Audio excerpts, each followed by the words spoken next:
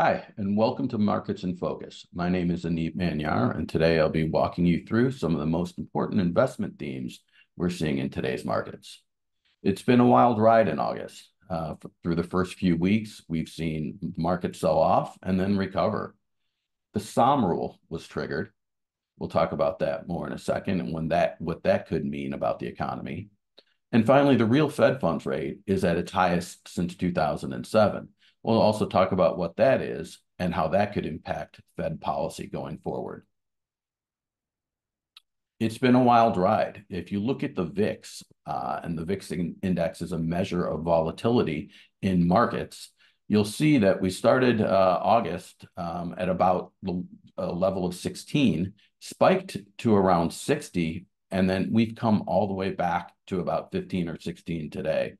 The spike in volatility lasted a couple weeks, driven by a poor jobs report at the beginning of the month. But recent economic data, including retail sales data today, have kind of assuaged the market's concerns, and we've seen volatility come back to levels that we saw at the beginning of the month. The Sahm rule was triggered. The Sahm rule attempts to indicate a recession in real time.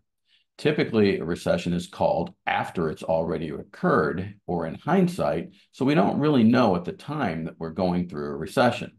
The NBER, or National Bureau for Economic Research, will typically call a recession after it's happened, or you can look at the textbook definition of a recession, which is 2 consecutive quarters of negative GDP. Either way, you realize we were in a recession after it's occurred.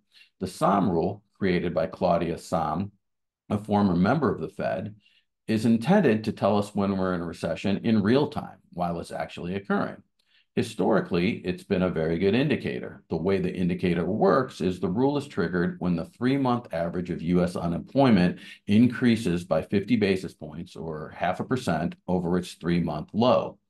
This was triggered at the beginning of the month, scaring some people in the markets and thinking that, hey, the Fed could be behind the curve as we may already be in a recession. For what it's worth, Claudia Sahm herself does not believe the indicator is correct this time. I suppose we shall see going forward. The stock market decline was rapid in the first week of August. We saw the NASDAQ 100 decline by about 8%. But as we've seen economic data improve, we've seen the stock market rally right back. And as I speak today, we're actually higher than where we began August.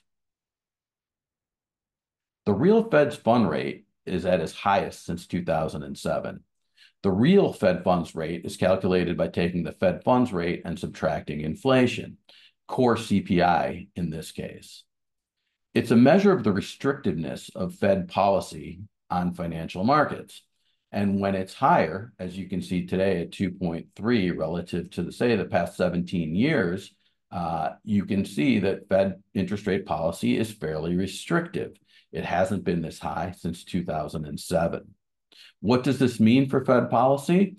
Given the declines we've seen in inflation in recent months and just how restrictive the Fed is currently, we think it opens the door for a possible rate cut in September.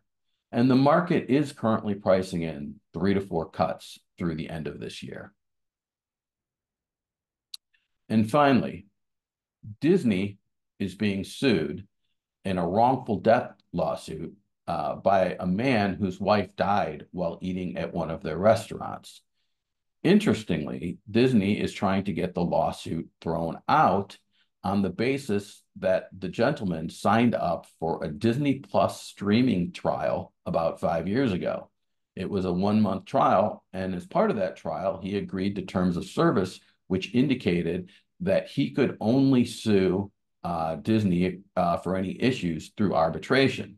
Now, while this occurred at a Disney restaurant on Disney property 5 years later, they are holding that lawsuit should still be thrown out because the gentleman did agree to those terms of service. We shall see if it holds up in court, but I think the important point here is always read the fine print. With that, thank you for watching. We'll see you next time.